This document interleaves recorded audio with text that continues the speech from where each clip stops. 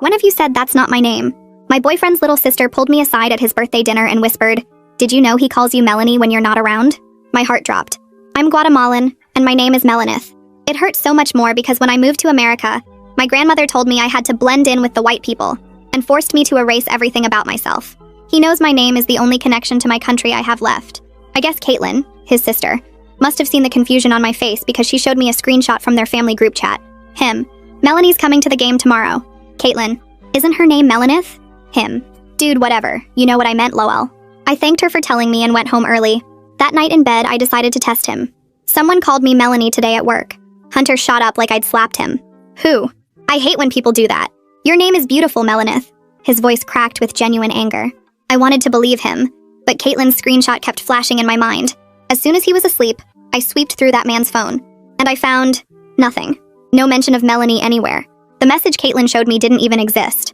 I wanted to confront Caitlin directly, but I knew she had BPD and I'd seen the scars on her wrists from the last time someone challenged her lies.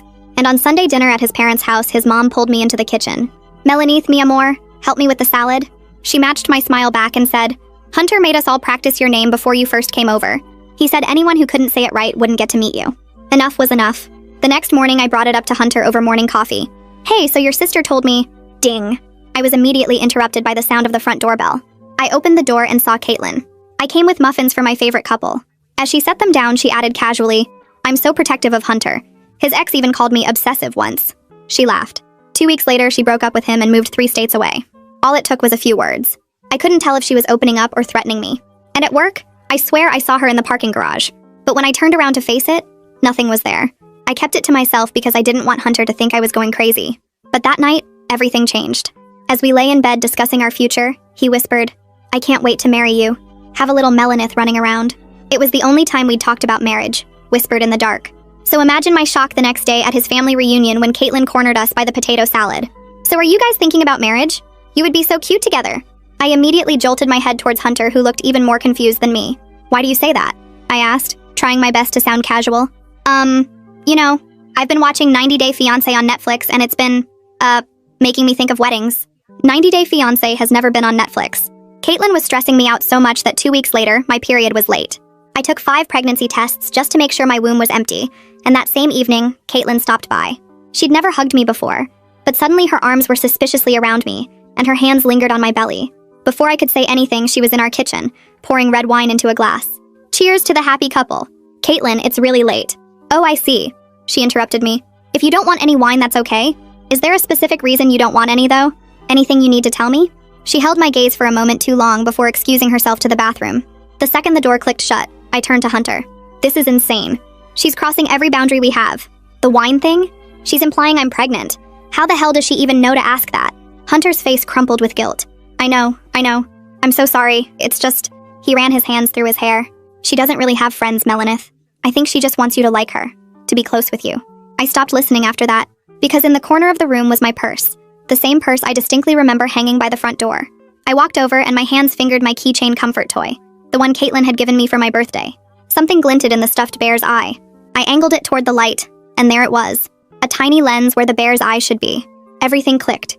She'd been watching everything. Suddenly, the bathroom door opened and Caitlin walked out. "Is everything okay in here?" I shoved the bear keychain deep into my pocket and turned around with what I hoped looked like a normal smile. Caitlin was standing there with her head tilted, waiting for an answer, and I could feel the weight of the camera pressing against my leg, like it was burning through the fabric. I managed to get words out even though my throat felt tight. I told her I was just really tired and needed to get to bed early because work had been crazy this week. She didn't look convinced, but she nodded and said she understood, then launched into a story about her own job stress that I barely heard because my brain was screaming at me to stay calm and act normal. She kept talking for what felt like forever, going on about her manager and some project deadline, and I nodded along like I was listening, even though all I could think about was the camera and how long she'd been watching me. My heart was beating so hard I was sure she could see it through my shirt. Finally, she said she should probably get going, and I felt a tiny bit of relief until she stepped forward and wrapped her arms around me in a hug. Her hands moved down my sides during the hug, and I swear I felt them brush near my pocket where the bear was hidden. I froze completely, but tried to make it look like I was just hugging her back. She pulled away and smiled at me, told Hunter she'd see him later, and headed for the door. I walked her out because that's what a normal person would do. Said goodbye, watched her get in her car, and drive away. The second the door clicked shut behind me, I felt my legs give out, and I actually had to sit down right there on the floor in the entryway. I put my head between my knees and tried to breathe normally, but my whole body was shaking. Hunter came around the corner from the living room and saw me sitting on the floor. He asked if I was okay and crouched down next to me looking worried. I knew right then that I couldn't just blurt everything out. Not yet. Not when I didn't fully understand what I was dealing with or have any proof beyond the camera itself. I told him I was fine, just really exhausted from work and all the stress lately. He bought it way too easily, just nodded and said I should get some rest, offered to make me tea. Part of me felt relieved he believed me, but another part felt hurt that he couldn't tell something major had just happened. He helped me up off the floor and I went straight to the bedroom, told him I was going to lie down for a bit. I closed the door and sat on the edge of the bed with the bear keychain in my hands, staring at that tiny lens in the bear's eye. My mind was racing through everything, every weird coincidence, every time Caitlin had shown up unexpectedly or known things she shouldn't have known. I waited until I heard Hunter turn on the TV in the living room. Then I grabbed my phone and went into the bathroom. I locked the door and sat on the edge of the tub, pulling up my texts. Ada from work was the only person I could trust right now who wasn't connected to Hunter's family at all. I typed out a message asking if we could talk privately tomorrow during lunch about something serious and urgent. I kept it vague because I didn't want to put anything specific in writing yet, but I made sure she knew it was important. She texted back within 2 minutes saying of course, asking if I was okay. I told her I would explain everything tomorrow and thanked her for being there. Before I could even think about sleeping, I knew I had to document everything while it was still fresh in my mind. I took my phone and photographed the bear keychain from every possible angle, making sure the tiny lens was clearly visible in the shots. The flash made it glint in a way that was obvious once you knew what you were looking for. I took at least 20 photos, zooming in on the lens, showing the whole bear, capturing every detail. Then I emailed all the photos to myself with timestamps in the subject line, so I'd have proof of when I found it. I opened my notes app and started writing down everything I could remember about when Caitlin gave me this bear. When I first noticed weird things happening, every single time she'd shown up unexpectedly, or said something that didn't make sense.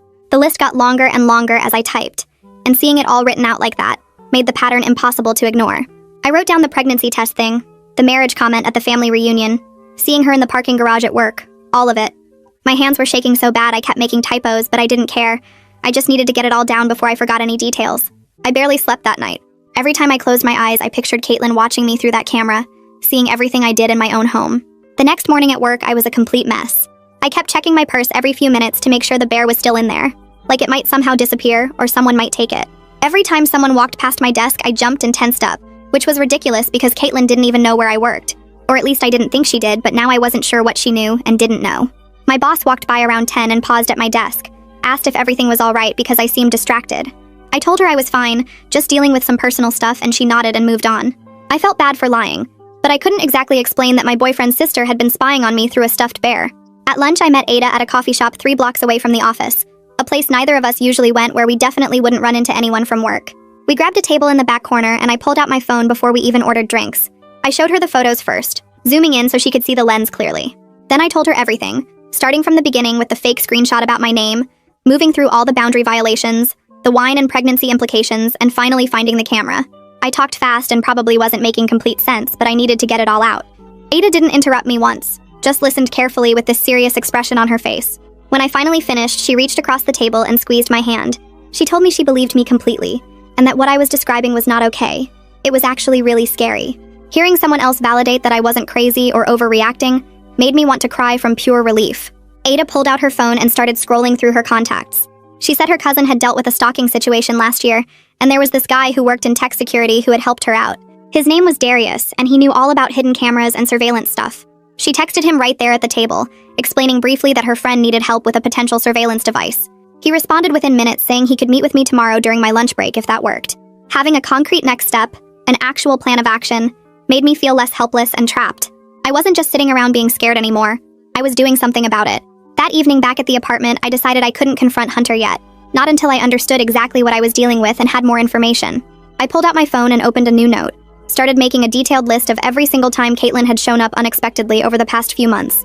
Every gift she'd given me, every weird comment she'd made, every time she'd known something she shouldn't have known. The pattern was so obvious now that I was actively looking for it, that I felt stupid for not seeing it sooner. She'd given me the bear for my birthday in March. The marriage comment at the reunion was in April. The pregnancy wine thing was just last week. All of it lined up with times when she would have been watching through the camera. I got up and started going through the apartment looking at the other things Caitlin had given me over the past few months. There was a decorative picture frame on the bookshelf that she'd brought over in February, a coffee mug with a cute saying about friendship that was sitting in the kitchen cabinet, a small plant in a ceramic pot on the windowsill that she'd insisted I take because she said it would brighten up the space. I took each item and examined it carefully under the bright overhead light, turning it over in my hands, looking for anything that seemed off or out of place. The frame seemed normal, just a regular wooden frame with our photo in it. The mug looked fine too, just ceramic with printing on the outside. But the plant pot made me pause because it was heavier than it should be for its size, and there was a small hole in the side that could have been a drainage hole, but also could have been something else. I set it aside to show Darius tomorrow along with the bear. I felt paranoid examining everything like this, but I also felt justified given what I'd already found.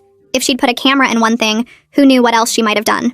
I pulled out my phone and opened the text thread with Ada, typing quickly about needing to meet with her tech contact as soon as possible. She responded within minutes with Darius's number and a message saying she'd already texted him a heads up about my situation. I called him right away, my hands still shaking a little from examining all of Caitlin's gifts, and he picked up on the second ring. We set up a meeting for tomorrow at 12:30 at the public library near my office because he said it would be quiet and private there.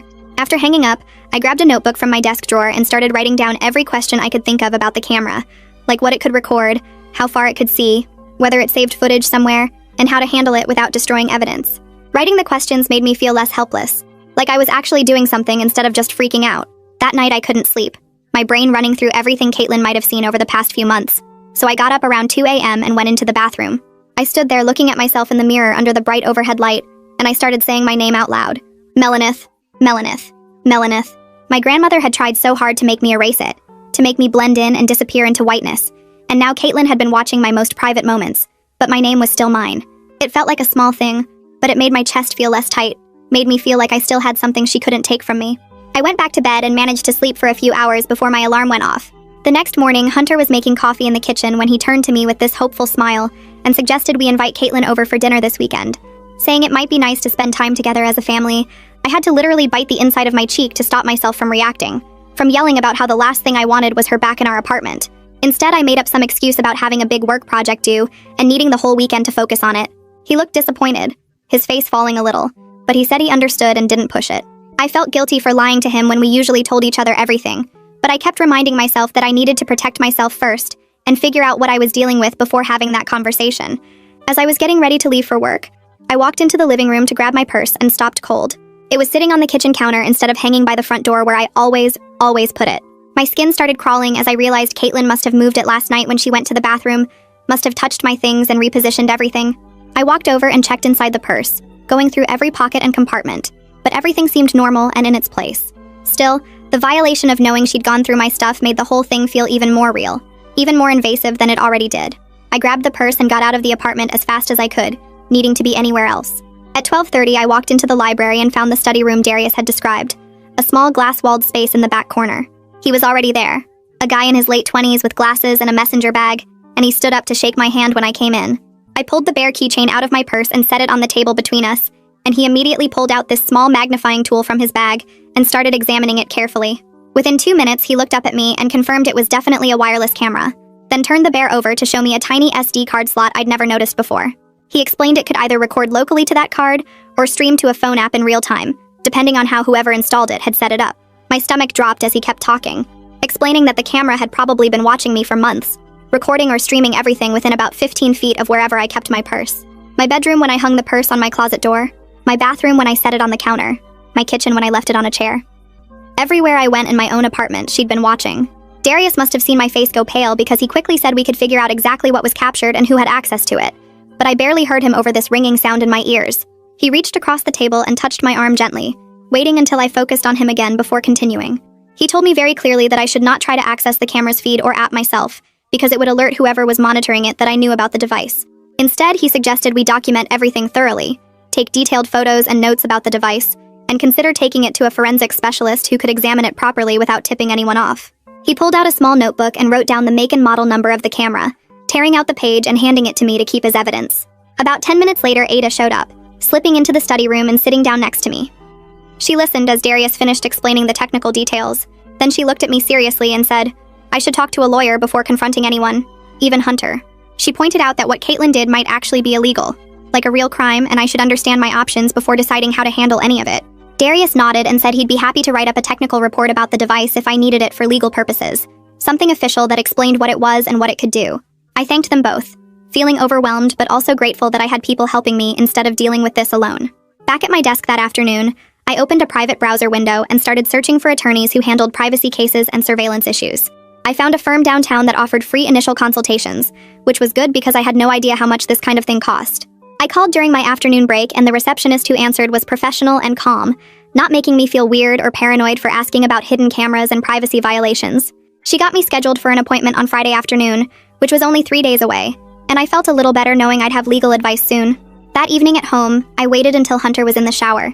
Then I carefully placed the bear keychain into a Ziploc bag and sealed it, trying not to touch it more than necessary. I hid the bag deep in my work laptop case, tucked between some folders and my charger, somewhere Hunter would never think to look or accidentally find it. Then I opened a new document on my laptop and started creating a detailed timeline of everything I could remember about Caitlin's behavior. I wrote down dates and times for every unexpected visit, every weird comment she'd made, every time she'd known something she shouldn't have known. The gift-giving started in March with the bear. The marriage comment at the reunion was in April. The pregnancy wine thing was just last week. I added the building security footage I still needed to request, Emilio's observations about her in the parking garage, the screenshots of her texts and social media posts. Writing it all down in one document made the pattern impossible to ignore, made it so clear and disturbing that I had to stop twice because my hands were shaking too much to type. But I kept going until I had everything documented, every single incident I could remember, because I knew I needed this evidence to protect myself and prove I wasn't making things up or overreacting to nothing. That evening when Hunter got home from work, he found me still at my laptop staring at the timeline document. He set down his bag and walked over, resting his hand on my shoulder. I could feel him looking at the screen, but I quickly minimized the window before he could read anything specific. He asked if I was okay, and I told him work had been really stressful lately, that my supervisor was pushing hard on some deadlines. The lie tasted wrong in my mouth, but I kept my face neutral and forced a tired smile. He believed me completely and offered to cook dinner so I could relax, which somehow made the guilt worse. I thanked him and closed my laptop, following him to the kitchen even though my stomach felt too tight to eat anything. We made small talk about his day while he chopped vegetables and I set the table, both of us pretending everything was normal. Around 11 p.m., I was getting ready for bed when my phone buzzed on the nightstand. The text was from Caitlin asking if I was doing okay, because I had seemed really tired when she visited earlier. I stared at the timestamp showing 11:03 p.m. and felt my skin crawl at how late she was texting me. I immediately took a screenshot before even opening the message fully, then another one after I read it. My response was brief and polite, just saying I was fine and heading to bed soon. Every word I typed to her felt like I was building a case now, like I was a lawyer collecting proof instead of just having a normal conversation. I added both screenshots to the folder on my laptop labeled Work Projects 2024, which where I was keeping all the evidence about Caitlin. The next morning, while I was getting ready for work, I remembered something important. My apartment building had a security camera pointed right at the main entrance, one of those dome cameras that recorded everyone coming and going. I wondered if it had caught Caitlin showing up at weird times, maybe times when she told Hunter she was somewhere else. I left for work 15 minutes early and stopped by the building office on my way out. The manager was sorting through mail and looked up when I walked in. I explained that I thought someone might have been messing with my packages and asked if I could request footage from the past month to check. He said it would take 3 to 5 business days to pull all those recordings, but he could definitely do it. I thanked him and filled out a simple request form, making sure to write down the specific dates I remembered Caitlin visiting. At work that day, I could barely focus on anything. I kept staring at my computer screen trying to work on a spreadsheet, but my mind was replaying everything over and over. Around 2 p.m., my supervisor stopped by my desk and pointed out that I had entered the wrong formulas in an entire column, messing up calculations for the whole project. I apologized and said I would fix it right away, feeling my face get hot with embarrassment. During my afternoon break, Ada found me in the break room looking stressed and pulled me aside to the empty conference room. She reminded me that what I was dealing with was really serious, and it was completely normal to be distracted. She told me to be gentle with myself instead of beating myself up for not being perfect at work right now. Her kindness almost made me cry because I had spent the whole day feeling like I was failing at everything. That evening, I was scrolling through Instagram while Hunter watched TV and saw that Caitlin had posted a story. It was just a quote on a plain background that said something about protecting the people you love no matter what. There was no other context, no explanation, just that vague quote sitting there. I took a screenshot immediately and added it to my evidence folder. The post felt like a message, but I couldn't tell if she somehow knew I had found the camera or if this was just her usual dramatic social media behavior. About an hour later, my phone buzzed with a text from Hunter's mom asking if I wanted to meet her for lunch next week. She wrote part of the message in Spanish, asking how I was doing and saying she missed seeing me. The warmth in her words made my chest feel tight because his family had been so welcoming to me, and now this whole situation with Caitlin was threatening to destroy all of that. I texted back accepting the lunch invitation because I genuinely liked her and thought maybe she could help me understand Caitlin better, or at least give me some perspective on the family dynamics. The next day at work, the building manager emailed me saying the footage request was processed and should be ready by early next week. Just knowing I would soon have video evidence of Caitlin's comings and goings made me feel more prepared, like I was actually building a real case instead of just being scared and paranoid. I forwarded the email to my personal account as a backup, then saved it in 3 different places because I was terrified of losing any evidence. Friday afternoon, I took a half day off work and drove downtown to meet with Joan at her law office. I brought a folder with printed copies of everything, my whole timeline with dates and times, the photos of the bear camera from every angle, the technical notes Darius had written about the device, and screenshots of all Caitlin's texts and Instagram posts. Joan sat across from me at her desk and went through each page carefully, making notes and asking specific questions about when things happened. After about 20 minutes, she looked up and told me directly that what Caitlin did was absolutely a violation of privacy laws in our state. She explained I potentially had grounds for criminal charges and also for a civil lawsuit if I wanted to pursue that. Joan walked me through all my options one by one. I could file a police report to create an official record. I could request a protective order that would legally require Caitlin to stay away from me. I could send a cease and desist letter as a formal warning. She stressed that courts really like to see that someone tried to resolve things directly before escalating to legal action, so I should document any boundary setting I did with Caitlin before going straight to police. She also warned me that involving police when someone has mental health issues can get complicated and messy, but that didn't mean I shouldn't protect myself. I left her office feeling both empowered and overwhelmed, clutching the folder of evidence against my chest. That evening, I sat down at my laptop and opened a new text message to Caitlin. I typed out that I needed her to stop making visits without calling first, to please ask before giving me any more gifts, and to give me some space to focus on my relationship with Hunter. I read the message over about 20 times, changing words and rephrasing things, trying to make it firm and clear, but not cruel or aggressive. Finally, around 9 p.m., I closed my eyes and hit send before I could second-guess myself again. My phone buzzed less than 5 minutes later. I watched the screen light up with Caitlin's name and felt my stomach drop. The first message said she was so hurt that I would push her away like this when she was just trying to be a good friend and sister. The second message came 30 seconds later saying she understood I needed space and she would respect that. Then a third message asking what she did wrong and if this was about something specific. I took screenshots of each message as they came in, my hands moving on autopilot while my brain tried to process how quickly she was cycling through different emotional tactics. Another message popped up saying she thought we were becoming close and she valued our friendship so much. I added each screenshot to the folder on my phone labeled evidence and turned off my notifications so I wouldn't see if more came through. Hunter walked into the living room and stopped when he saw me sitting on the couch staring at my phone with what must have been a pretty stressed look on my face. He asked what was wrong and I realized I couldn't keep putting this off anymore. I told him we needed to have a serious talk and asked him to please sit down. My hands were shaking so badly I almost dropped my phone as I pulled up the photos of the bear camera. I showed him the pictures first, zooming in so he could see the tiny lens clearly visible in the stuffed animal's eye.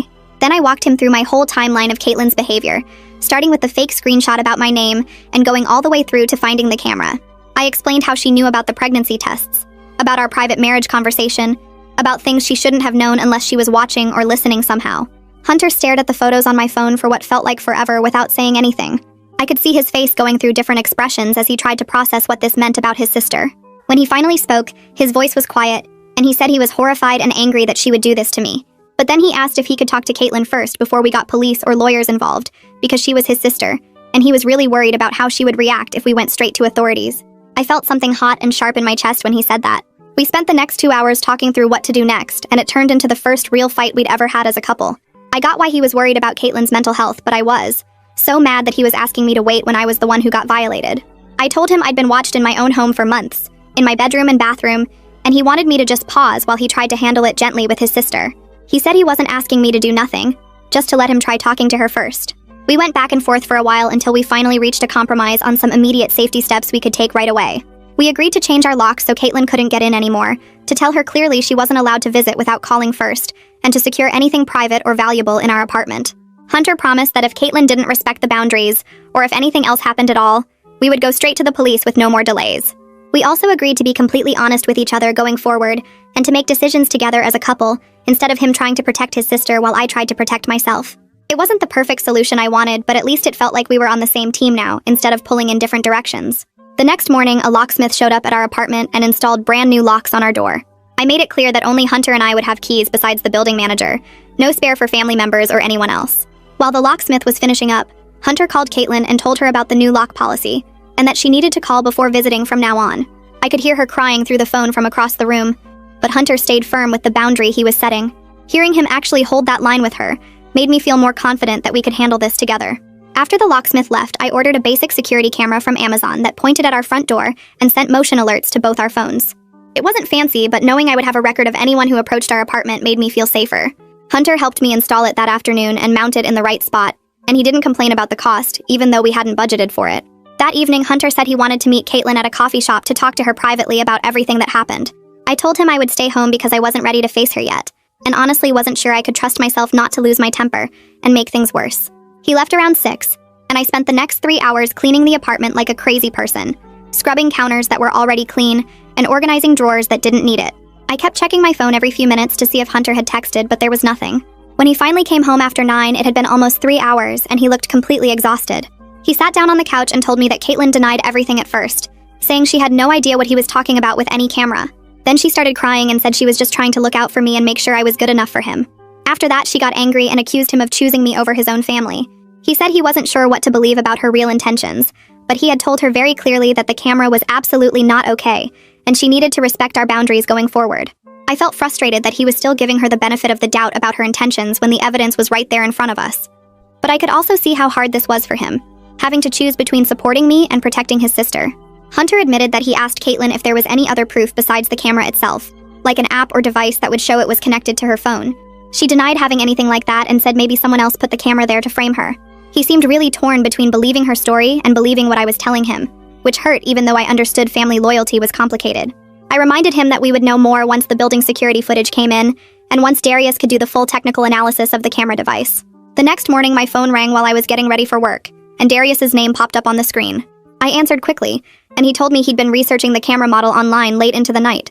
The manufacturer keeps logs of every device that gets paired with their cameras through the app, and a forensics specialist should be able to pull that data without alerting whoever might be watching. He gave me the name of a shop downtown that does this kind of technical work, and said he could come with me if I needed support. I wrote down the shop's information and thanked him for looking into it so thoroughly. As soon as I hung up with Darius, I called the forensics shop and explained my situation to the woman who answered. She told me they could create a complete copy of everything on the device without connecting to it, or tipping off anyone who might be monitoring the camera feed. The whole process would take a few days and cost $300, which felt totally worth it if it meant I could prove whose phone the camera was linked to. I scheduled an appointment to drop off the bear on Monday morning, and she gave me a case number to reference. Hunter's mom called me later that day about the lunch plans we'd made, and just hearing her warm voice made my eyes water a little. We agreed to meet at a small family restaurant she picked near her house, and when I walked in Saturday afternoon, she was already sitting in a corner booth. She stood up to hug me and immediately noticed something was off because she pulled back and looked at my face closely. I gave her a simple version of what was happening with Caitlin, leaving out some of the more disturbing details but being honest about the camera and the boundary violations. Her reaction surprised me because she didn't seem shocked at all, just sad and a little resigned. She started explaining that Caitlin has struggled with boundaries and getting too attached to people since she was really young, even as a small child. The family had tried to get her help over the years, but they'd also made excuses for her behavior sometimes, which she admitted wasn't helpful in the long run. She told me Hunter has always felt especially responsible for protecting Caitlin because he's her older brother, and he saw how much she struggled growing up. That helped me understand why he'd been so defensive and hesitant to believe the worst about his sister's actions. Then Hunter's mom looked me right in the eyes and said very clearly that what Caitlin did was completely wrong no matter what her mental health issues were, and that I had every right to protect myself and set whatever boundaries I needed. On Monday morning, the building manager called my cell to say the security footage I'd requested was ready for me to review. I went down to his office during my lunch break and he pulled up the video files on his computer screen. Sure enough, there was Caitlin clear as day walking into our building at 10 at night on a Tuesday from 2 weeks ago, the same night she'd told Hunter she was staying at a friend's place across town. The manager scrolled through more footage and we found 3 other times she'd come and gone at weird hours when she'd claimed to be somewhere else entirely. I asked him to save all of it to a USB drive for me and explained I was dealing with a difficult situation and might need the footage as evidence. He stayed professional about the whole thing and didn't pry into the details, just made me a copy and wrote in his log that I'd requested it. Before I left his office, I also mentioned that Caitlin was no longer welcome in the building without my direct permission, and he made a note of that in the system too. That same afternoon, I was walking through the lobby on my way back from getting the mail when my neighbor from down the hall stopped me. His name is Emilio, and we'd always been friendly in passing, but never really talked much. He asked if everything was okay, and mentioned he'd noticed Hunter's sister hanging around the parking garage late at night a few times recently. He said she'd just been sitting in her car or walking around between the rows of vehicles, and it had struck him as strange behavior. I thanked him for telling me and asked if he'd be willing to write down what he saw with specific dates and times if he could remember them. He agreed right away and said he'd email me a statement by the end of the day. On Tuesday morning, Darius met me at the forensics shop like he'd promised, and we handed over the bear camera to the technician who worked there. She explained the entire process they'd used to image the device data, without connecting to any networks or alerting anyone monitoring it. She said the results should be ready by Friday afternoon and gave us both her direct number to call. Knowing I'd soon have solid proof of whose phone the camera was paired with made me feel relieved and anxious at the same time. That evening after work, I sat down at my laptop and composed a long email to Joan with all the new evidence I'd collected over the past few days. I attached screenshots of the building security footage showing Caitlin entering at odd hours, Emilio's written statement about seeing her in the parking garage, the intake paperwork from the forensics shop, and the latest batch of screenshots from Caitlin's messages and social media posts. Joan responded within an hour saying this new evidence made my case significantly stronger and that we should be ready to take legal action if Caitlin didn't comply with the boundaries we were setting. The next day at work, my supervisor asked me to come by HR for what she called a routine check-in. When I sat down across from her, she mentioned she'd noticed I seemed more stressed and distracted than usual lately. I decided to be honest and told her I was dealing with a difficult personal situation involving someone who'd violated my privacy. I asked if I could take a personal day next week for some legal appointments I needed to attend. She approved it right away without making me explain further, and said she wanted me to feel supported rather than worried about my job performance. When I got home that evening, Hunter was already making dinner and he asked me to sit down because he wanted to talk about everything. He said he understood how serious this was, but asked if we could give his family a little more time to handle things internally before we brought in lawyers or police. I felt my whole body tense up because I'd been patient for months while Caitlin violated my privacy, and now he wanted me to wait even longer. We went back and forth for almost an hour, and I could feel myself getting more frustrated with every minute that passed. Finally, we reached a compromise that I could live with. We agreed on a firm deadline where if Caitlin broke any boundaries at all, or if the forensics proved she was definitely monitoring me, then we'd take immediate legal action with no more delays or excuses. Hunter wrote it down on paper and we both signed it, which felt silly, but also made it feel more real and binding. The rest of the week dragged by so slowly, I thought I might lose my mind waiting for Friday to come. I kept checking my phone every few hours to see if the forensics shop had called early with results. Every time my phone buzzed, I jumped thinking it might be them. Work was almost impossible to focus on because my brain kept running through all the possible outcomes and what I'd do depending on what they found. Friday afternoon finally arrived, and at 2:47 p.m. my phone rang with a number I didn't recognize. I stepped outside into the parking lot to take the call, and the forensics technician got right to the point without any small talk. The camera had been actively paired with a phone as recently as last week, and the device model matched the iPhone that Caitlin carries. She explained that they'd also found the camera had been recording to its internal storage for approximately 4 months, with footage automatically deleted after 30 days to make room for new recordings.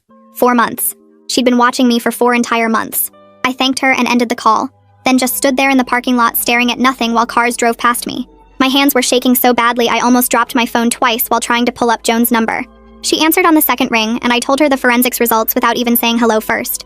Joan said this was exactly the kind of concrete evidence we needed, and that she'd start drafting a formal cease and desist letter right away. She asked me to email her the forensics report and said she'd have a draft ready for me to review by the end of the day. I sent her the report from my phone right there in the parking lot, then went back inside to finish my workday, even though I couldn't concentrate on anything. Joan emailed me the draft letter at 6:23 p.m. and I read through it 3 times on my phone before I even left the office. The letter cited specific incidents with dates and times, the camera evidence, the forensics report proving it was Caitlin's phone, and the building security footage showing her unauthorized entries. It demanded that Caitlin stop all contact with me, stay away from my home and workplace, delete any recordings she had of me, and confirm in writing within 5 business days that she'd comply with everything. Reading it all laid out in formal legal language made the whole situation feel even more real and serious than it already did. When I got home, Hunter was waiting for me, and we sat down at the kitchen table to review the letter together. I watched his face while he read through each page, and I could see the exact moment when it really sank in for him how bad this was. The forensics proof that it was definitely Caitlin's phone connected to the camera removed any possible doubt he might have had left. He sat there quiet for a long time after he finished reading, just staring at the papers spread out on the table in front of us. Then he looked up at me and said he supported sending the letter and would back me up completely with his family no matter what happened next. We spent the weekend preparing ourselves for whatever reaction the letter might cause. Hunter called his parents and gave them a heads up that we were taking legal action, but didn't go into all the details over the phone. His mom sounded worried, but said she understood we needed to protect ourselves. On Monday morning, we drove to the post office together and sent the cease and desist via certified mail to Caitlin's address, so we'd have proof she received it. Hunter also emailed her a copy from his personal email account so she couldn't claim she never got it. We went back home and I tried to do some work on my laptop while Hunter cleaned the apartment to keep himself busy. At 11:47 a.m., his phone started ringing and it was his mom calling. Hunter answered and immediately his face changed as he listened to whatever she was saying. He put the call on speaker and his mom explained that Caitlin had just shown up at their house crying and saying I was trying to destroy their family. She said Caitlin was having a complete breakdown and kept asking why everyone was turning against her. Within the next hour, Hunter got calls from his dad and 2 of his cousins, all wanting to know what was going on. Suddenly, the whole family was involved in getting pulled into the situation. His mom called back a second time, and I could hear the stress in her voice as she tried to mediate between supporting us and worrying about Caitlin's mental state. Hunter's dad sent him a long text message asking if we could all sit down and talk this through as a family before things escalated further. The stress and chaos of everyone calling and texting became too much for me to handle. I felt like I was drowning in other people's opinions and emotions when I was the one who'd been violated.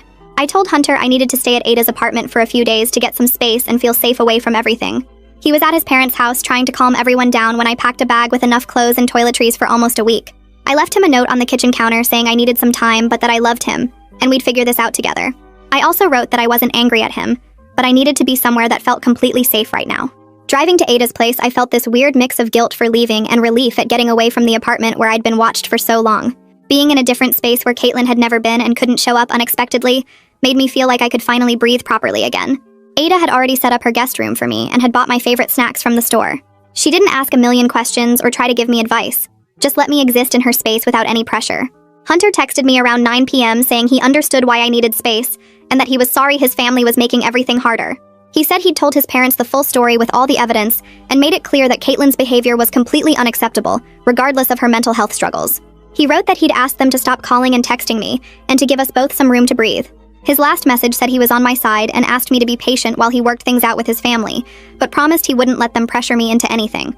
I texted back a short response saying I appreciated him standing up for us and that I'd be ready to talk more in a day or two. The next morning, I woke up to a voicemail from Hunter's mom asking if I'd be willing to come to their house for a mediated conversation with everyone present. She said they all wanted to hear my side directly and work together to find a solution that protected everyone involved. I called Joan before responding to anyone and explained the situation. She walked me through exactly how to handle a family meeting like this. Stay calm, no matter what anyone says. Stick to facts instead of emotions. Don't get drawn into arguments about intentions or mental health, and have clear boundaries about what I needed going forward. She said I should agree to the meeting, but insist that she be available by phone if I needed legal guidance during the conversation. I called Hunter's mom back and told her I'd come to the meeting, but that my attorney would be on standby if needed. 2 days later, I drove to Hunter's parents' house with a folder containing copies of all my evidence. Hunter met me at the door and walked in with me holding my hand. We sat down in their living room, and I found myself across from Caitlin for the first time since I'd discovered the camera. Hunter's parents sat on either side of her and Hunter sat next to me. I took out my evidence and started presenting everything calmly and clearly, just like Joan had advised. I showed them photos of the camera and the bare keychain with the lens visible. I explained the forensics report that proved it was paired with Caitlin's phone and had been recording for 4 months. I showed them the building security footage with timestamps of Caitlin entering at odd hours when she'd claimed to be somewhere else. I read Emilio's written statement about seeing her in the parking garage late at night. I walked them through my timeline of incidents with specific dates and examples. The whole time I focused on facts and what happened without attacking Caitlin's character or bringing up her mental health issues even though I wanted to scream about how violated I felt. Caitlin's reaction kept changing every few minutes, like she couldn't decide which approach would work best. First, she started crying and said she was just trying to protect Hunter and make sure I was good enough for him. She said she'd seen him get hurt before and couldn't stand to watch it happen again. Then she switched to minimizing everything and said it wasn't that serious, and I was overreacting to something that wasn't a big deal. She claimed lots of people have security cameras, and this was basically the same thing. Hunter's dad interrupted her and said no, this was completely different, and she knew it. Then Caitlin shifted again and admitted vaguely that she'd gotten too attached to our relationship and made some mistakes in how she tried to be involved. But even with that admission, she never fully took responsibility for violating my privacy or acknowledged how wrong it was to secretly record me. She kept using phrases like things got out of hand and I didn't mean for it to go this far instead of actually apologizing or admitting what she'd done. Hunter's parents looked uncomfortable and kept glancing at each other while Caitlin talked. His mom reached over and put her hand on Caitlin's arm, but didn't say anything to excuse or defend her behavior this time. Hunter's dad cleared his throat and looked directly at me with this exhausted expression. He said they believed me completely, and that seeing everything documented like this was shocking and upsetting. His mom kept her hand on Caitlin's arm and told me she was so sorry they hadn't recognized how serious things had gotten, that they should have stepped in sooner when they noticed Caitlin crossing boundaries. They both agreed right there that Caitlin couldn't visit our apartment anymore and needed to stop all contact with me completely. Hunter's dad said they would make sure Caitlin started therapy immediately and would help us enforce whatever boundaries we needed. It wasn't perfect, and I could tell they were struggling with the reality of what their daughter had done, but hearing them actually support me instead of making excuses felt like more than I'd hoped for going into this meeting. The next morning, Joan met me at the police station downtown, and we filed an official report about everything that happened. I brought copies of all my evidence, and the officer who took our statement was this older guy who didn't make me feel stupid or dramatic for reporting it. He looked through the forensics report proving the camera was paired to Caitlin's phone, and told me directly that what she did was definitely illegal under our state's surveillance laws. He explained that secretly recording someone in their private space without consent was a crime, and I had every right to pursue charges if I wanted to. For now, Joan and I decided to hold off on requesting a protective order to see if Caitlin would actually comply with the family's agreement, but having everything officially documented in a police report made me feel way more protected. The officer gave me a case number and said I could come back anytime if the situation escalated, or if I changed my mind about pressing charges. That evening, Hunter and I drove to Ada's apartment where I'd been staying and sat at her kitchen table to talk through everything we needed going forward. Ada made us coffee and gave us space while we worked on creating a written agreement about our relationship and boundaries. Hunter wrote down that he wouldn't share any details about our private life with Caitlin anymore, not even casual stuff about our plans or conversations.